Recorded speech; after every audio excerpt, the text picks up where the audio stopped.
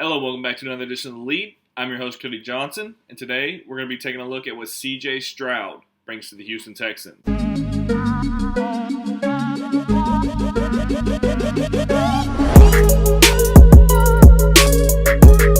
Alright, so if you follow me on Twitter, I have posted a thread on CJ Stroud already. This is going to be very similar to that thread. Instead of you having to read it, though, it's going to be me talking through it, so it might be a little bit easier to understand. But we're going to start off looking at CJ's pros. Starting with pros, we got accuracy, ball placement, and footwork. Right, so really good the footwork helps with the accuracy and ball placement, of course. But what we got on this first play, we're going to have Marvin Harrison here in the slot.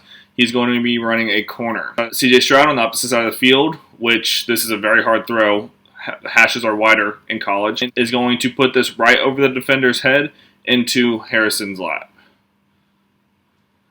So here we go. Runs the corner. You got this defender trailing right here. CJ Stroud's letting the ball out. Good timing on this play. And boom, right over the defender's head into Harrison's lap. And able to get 2 feet down, which in college, obviously, you only need 1 foot down, but he's able to get 2 feet down on this play, which in the NFL, you're going to need, right? So great, fantastic ball placement. Something that you don't typically see out of these young quarterbacks. Next play here versus Iowa, we're going to be running a play-action boot, and we're going to have this slot receiver running over the middle and through all this traffic right here. So you're going to see play action boot, receiver coming over the middle. Okay, so we right now have 2 guys, 2 defenders in range of this throw. CJ's already let the ball out. We now have a 3rd defender in this throw. So there's 3 people that can make a play on this ball. He's trailed back a little bit, but at least 2, right? And this ball, again, with the ball placement, is going to go right over this defender, and this defender, this number 30, isn't going to be able to make a play on this ball because just perfect ball placement and a fantastic catch from Marvin Harrison Jr. But again, a throw where only CJ Stroud, only the wide receiver could catch the ball. Great accuracy, great ball placement. This clip right here, just to show some of CJ Stroud's athleticism. I think he's got enough athleticism to make positive plays happen on the ground when he needs to. I don't think you're going to be running a Lamar Jackson style offense with him where he's pulling read options and taking it to the house. But I think if, the receivers are covered downfield and CJ Stroud needs to run, he can do it. He was a little hesitant to do it at Ohio State. I don't know if that was a product of he didn't want to or a product of the system that Ohio State ran. But just play this clip right here. Just, everything's breaking down. He's going to take off and run. See, plenty of athleticism. That's a 20-yard gain right there. So he'll need to utilize it a little bit more in the NFL.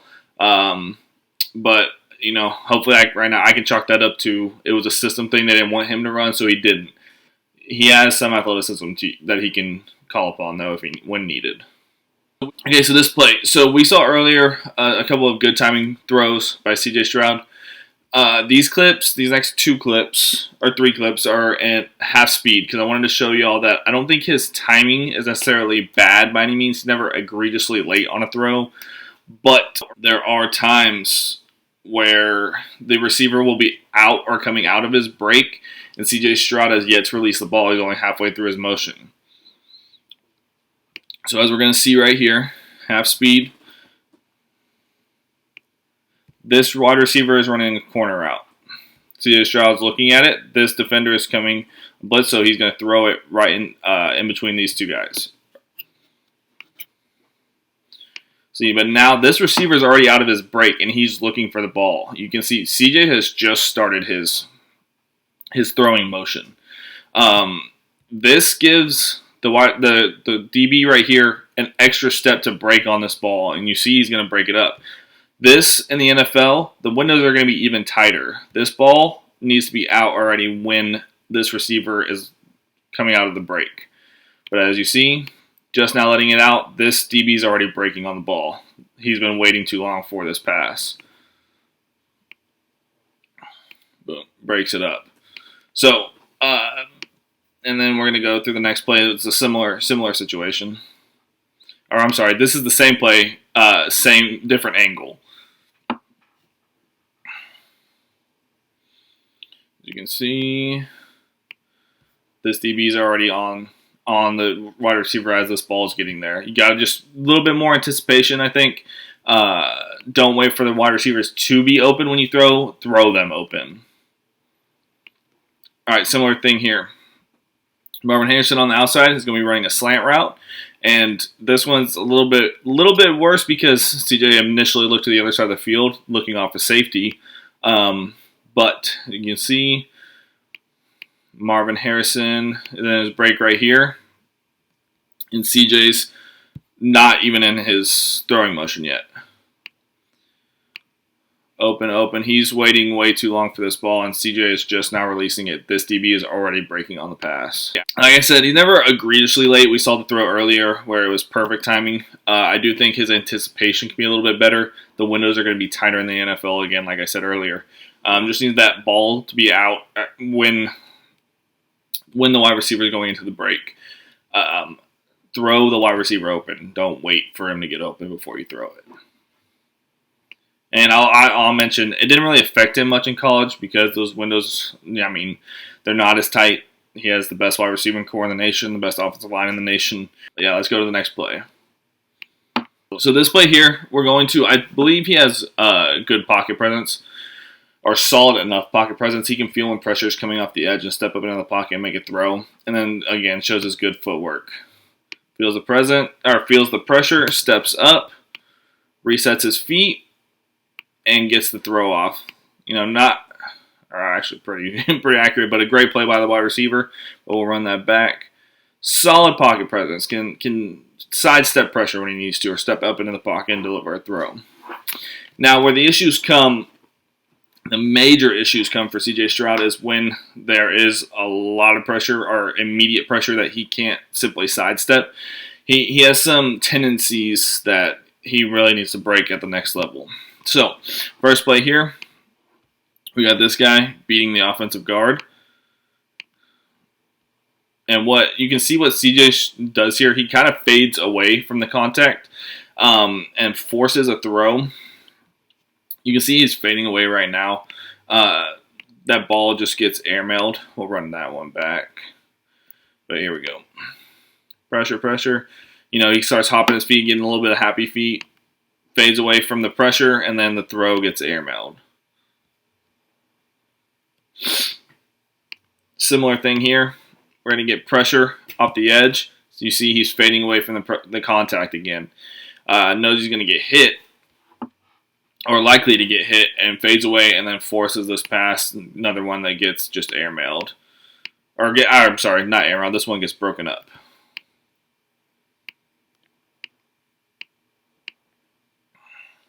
You can see here, he's going to actually sidestep the initial pressure. This play is a bad decision made under pressure.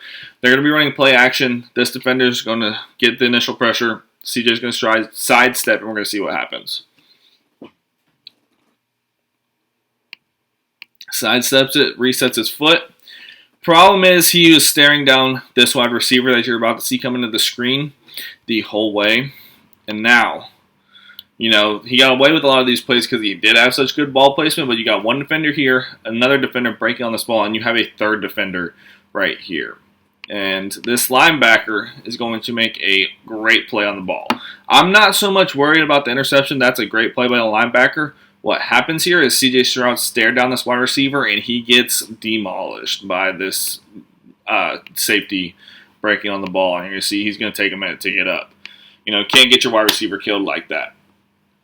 And then we're going to show another clip with pressure. This one's a little bit weird. It's just a bad tendency that he needs to break at the next level. There's pressure coming, but it's not immediate like in the other clips, right? And he decides to roll, gets happy feet, and roll out into nothing. This guy had the block. The pressure wasn't there yet. So, just a bad tendency play, bad tendencies under pressure,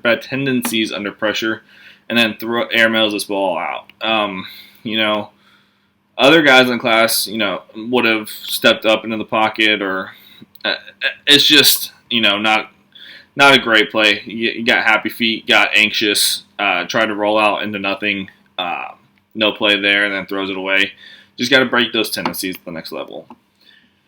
Last concern for CJ Stroud is the processing, something that needs to be worked on quite a bit at the next level, especially when the post-snap look isn't the same as the pre-snap look. So what we're going to have here, we have 4 down linemen, a linebacker on the line of scrimmage. What's going to happen is CJ thinks this outside linebacker is going to rush off the edge, right? What happens is this middle linebacker is going to be sent on a blitz. This outside linebacker steps up initially and then drops into coverage. And to kind of back up CJ Stroud on this one, I think this was a one-read throw called by Ohio State, so he's staring down this wide receiver on the end here. He's going to be running a slant. This linebacker is going to drop right into the coverage window, or the throwing window. Here we go. So he's walking in. So CJ's staring this guy down. Obviously, this linebacker is in his line of sight. You cannot throw this ball. He's lucky it wasn't a house call the other way. See, right there. This DB is breaking on it too, but got to see that this linebacker's here and go somewhere else with it. I don't care if you have to roll out and throw it away, whatever, but next level, this is probably a house call. Can't make this throw here. Just processing post-snap looks to pre-snap looks needs to be worked on. And that's something that Slow is going to really have to work with him on.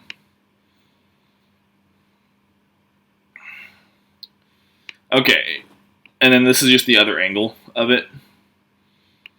See, linebacker's already in coverage or dropping into coverage. Right in the window. This guy's right here. Can't throw this ball. He's lucky it was high. All right, and then the last processing play. Now, this is a little nitpicky on my part. I think a lot of young QBs struggle with this, but I wanted to bring it to the attention anyways. So, we have 1, 2, 3, 4, 5, 6, 7 defenders on the line of scrimmage. He knows it's going to be a blitz, right? You have one. This running back's going to be a blocker, so you have 1, 2, 3, 4, 5, 6 guys blocking 7. So, he knows it's a blitz. He knows he doesn't have numbers. He even sees this, and you can see he gives looks what I'm going to assume is a hot read to the wide receiver to get this ball out quick. Right? Now, the problem is, and I'll run this play, and then I'll run it back. Okay, so you saw what happened there, right? He gets absolutely blasted by this free blitzer off the edge. So you have 6 guys here. Thing is, this protection needs to be shifted right. Okay, so if you have all 7 of these guys blitzing, which you don't, this guy drops back. But if you have all 7 of these guys blitzing, you have this running back coming down the block right here, and you can see this side of the field. You cannot see these guys on this side of the field. And so what happens is, we got one block here, one block here, one block here, another here, and then this guy drops back. So this left tackle just helps on this defender here, and the running back picks up this guy. This guy gets left free to absolutely destroy CJ Stroud, right? If you shift this right, you get this blocker here, this blocker here, this blocker here, the guard on 51, the tackle on 23, and then this guy picks up 25. If both of these guys come, he picks up 24, and you can see 25 coming off the edge, and you can move, do whatever you need to do, right? So, again, nitpicky by me. This is a common occurrence with young QBs, but you need to shift this right.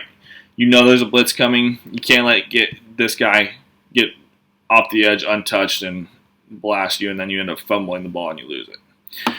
So, that's going to be all for my CJ Stroud video. Hope you all enjoy. I'll be working to get the Will Anderson breakdown out as soon as possible. As always, hit that like and subscribe button, leave a comment down below, and I'll catch y'all later.